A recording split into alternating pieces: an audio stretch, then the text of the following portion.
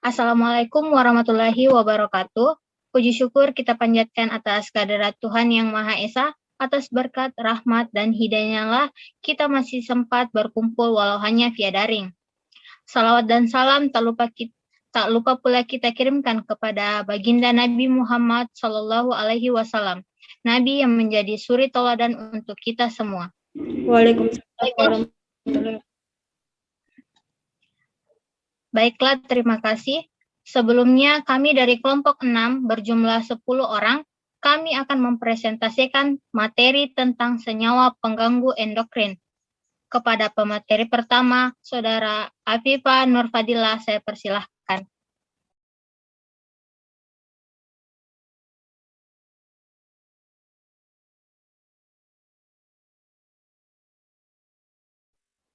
Baik, terima kasih atas kesempatannya. Di sini saya akan menjelaskan mengenai latar belakang. Jadi, toksikologi merupakan ilmu yang mempelajari tentang efek yang merugikan berbagai bahan kimia dan fisik pada semua sistem kehidupan. Setiap zat kimia dan pada dasarnya adalah racun, dan terjadinya keracunan ditentukan oleh dosis dan cara pemberian. Apabila zat kimia dikatakan beracun, maka kebanyakan diartikan sebagai zat yang berpotensi memberikan efek berbahaya terhadap mekanisme biologi tertentu pada suatu organisme. Kemudian sistem endokrin ditemukan di sebagian besar jenis hewan. Sistem endokrin terdiri dari kelenjar yang mengeluarkan hormon dan reseptor yang mendeteksi dan bereaksi terhadap hormon. Sistem endokrin mengeluarkan hormon sebagai respon terhadap rangsangan lingkungan dan mengatur perubahan perkembangan dan reproduksi. Penyesuaian yang dibawa oleh sistem endokrin ini bersifat biokimiawi, yang mengubah kimia internal dan eksternal sel untuk membawa perubahan jangka panjang dalam tubuh. Kemudian pengganggu endokrin terkadang juga disebut sebagai agen aktif hormonal, di mana senyawa pengganggu endokrin ini adalah bahan kimia yang dapat mengganggu sistem endokrin atau hormonal. Ditemukan di banyak produk rumah tangga dan industri. Pengganggu endokrin ini mengganggu sintesis, sekresi, pengangkutan, pengikatan, tindakan, atau penghapusan hormon alami dalam tubuh yang bertanggung jawab untuk perkembangan perilaku, kesuburan, dan pemeliharaan homeostatis atau metabolisme sel normal. Kemudian, tujuan dari makalah ini yaitu untuk mengetahui jenis senyawa apa saja yang bisa kita kategorikan sebagai pengganggu endokrin dalam ilmu toksikologi akuatik. Mungkin itu saja dari saya. Saya kembalikan ke moderator. Terima kasih. Selanjutnya materi tentang sistem endokrin akan dijelaskan oleh Saudari Wertisia Maliku. Kepadanya saya persilahkan. Baik, terima kasih kepada moderator. Saya akan membacakan tentang sistem endokrin. Endokrin berasal dari bahasa Yunani, yaitu endon yang berarti dalam dan krino yang berarti berpisah. Jadi, endokrin menyatakan organ tanpa saluran atau pembuluh yang sekresinya atau hormon diserap secara langsung ke aliran darah daripada dimasukkan ke sistem pembuluh sebelum ke peredaran darah. Namun, tidak semua organ tanpa pembuluh memiliki karakter endokrin, seperti sumsum tulang, tonsil, limfa, dan limfenodus. Organ ini tidak tersusun atas sel sekretori yang menghasilkan hormon atau endokrin. Hormon adalah senyawa organik yang dihasilkan oleh kelenjar endokrin atau kelenjar buntu. Hormon berfungsi mengatur pertumbuhan, reproduksi, tingkah laku, keseimbangan, dan metabolisme. Saya kembalikan kepada moderator.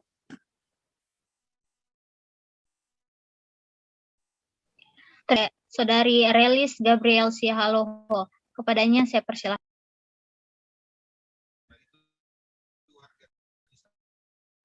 Terima kasih. Gabriel Sihaloho akan menunjukkan beberapa bagian-bagian sistem kerja endokrin pada ikan, yaitu kan sistem endokrin merupakan senyawa yang bekerja dalam tubuh organisme berupa dia berupa bentuk sinyal. Sinyal itu diantarkan kepada zat-zat atau sel dalam tubuh organisme dengan membentuk kerja hormon Adapun letak-letak hormon-hormon tersebut ada di pituitari, pada otak, lalu tolong slide sebelumnya. Di hipotalamus, chromafim tisu, corpus of stanius, gonad, pada ekor kaudal, intestinal mucosa, dan pankreas, dan tiroid. Selanjutnya, adapun kelenjar pituitari ini mengerjakan beberapa hormon yang bisa dilihat pada tabel. Ada beberapa hormon yang memiliki tugasnya masing-masing, seperti mengatur pencernaan,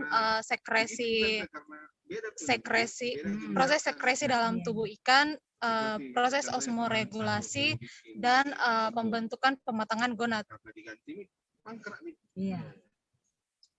Yang pemimpin yang baru tidak mau lanjutkan itu. Saya kembalikan kepada moderator. Sama ini sekarang.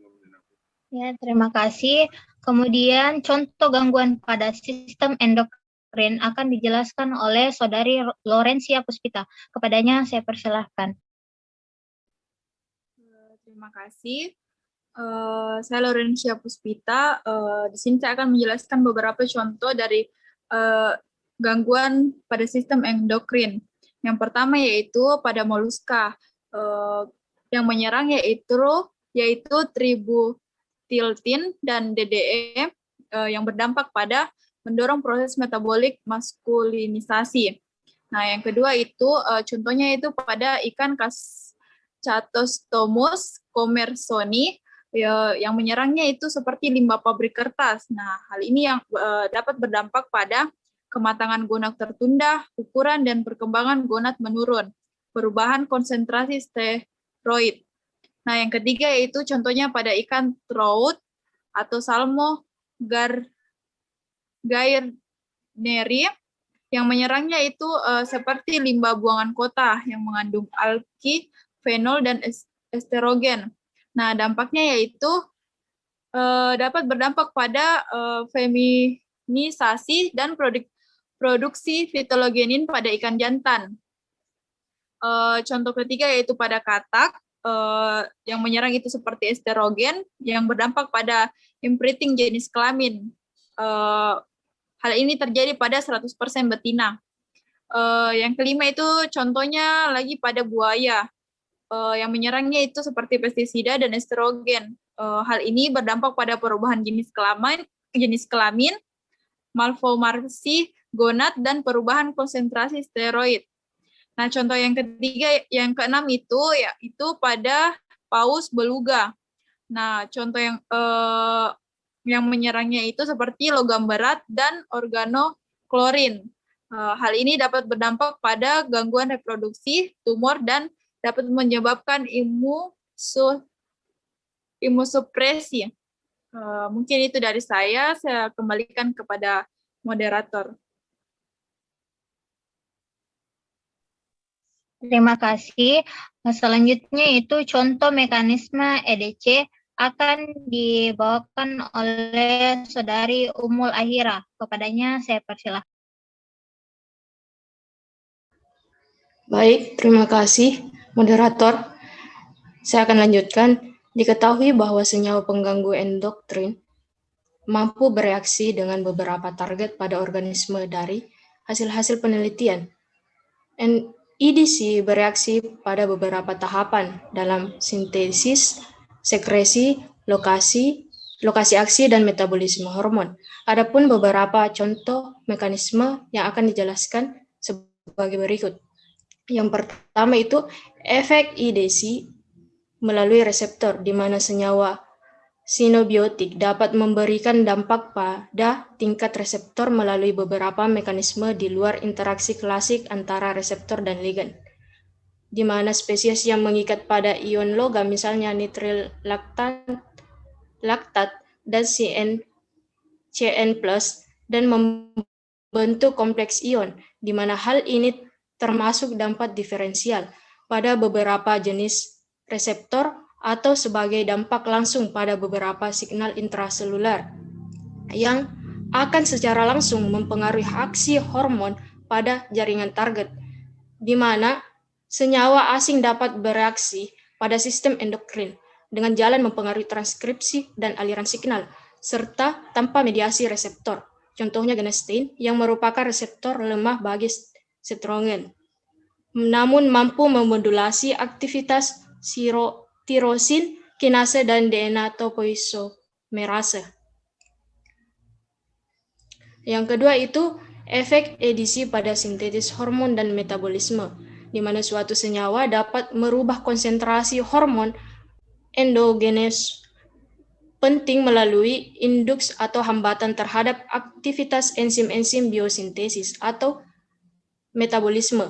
Hal ini ditunjukkan oleh beberapa jenis fitoestrogen yang dapat berinteraksi dengan 12-P dehidrogenase yang meregulasi konsentrasi estradiol atau estron, yang menandakan bahwa mereka dapat memodulasi konsentrasi estrogen secara keseluruhan selain berperan sebagai ligen bagi suatu reseptor estrogen, seperti halnya pada perklorat yang bersaing menghambat asupan iodin yang sekaligus mengganggu sintesis hormon tiroid. Yang ketiga yaitu dampak edisi pada sekresi dan transport hormon. Diketahui bahwa CD2+ adalah suatu pemblokir CA2+ non-selektif yang dapat menghentikan proses ekositas CA2+ dependen dalam neuron hipotalamus neurosekretori dalam sel-sel pituitari endokrin. Namun sebaliknya, edisi dapat mempengaruhi proses pengikatan hormon dengan protein dalam darah, misalnya globin, pengikat hormon seksual, globulin, pengikat kortikosteroid yang menghentikan transportasi hormon dalam plasma. Baik, saya kembalikan ke moderator. Terima kasih. Selanjutnya materi tentang toksikologi akan dijelaskan oleh Saudari Dian Julita. Kepadanya saya persilahkan. Baik, terima kasih atas kesempatan yang telah diberikan. Langsung saja, toksikologi dapat didefinisikan sebagai kajian tentang hakikat dan mekanisme efek berbahaya atau efek toksik berbagai bahan kimia terhadap makhluk hidup dan sistem biologi lainnya. Efek dari toksik pada manusia dapat diklasifikasikan sebagai efek akut dan efek kronis. Racun akut akan mengganggu proses fisiologi yang menyebabkan berbagai gejala, gangguan, dan bahkan menyebabkan kematian jika gangguan tersebut cukup parah. Efek kronis cenderung menghasilkan racun dengan dosis rendah selama periode yang relatif lama. Itu saja, saya kembalikan ke moderator.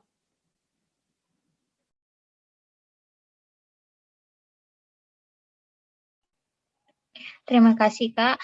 Selanjutnya, jenis-jenis toksikan akan dijelaskan oleh Saudari Dinda Nur Alfiasyah. Kepadanya saya persilahkan.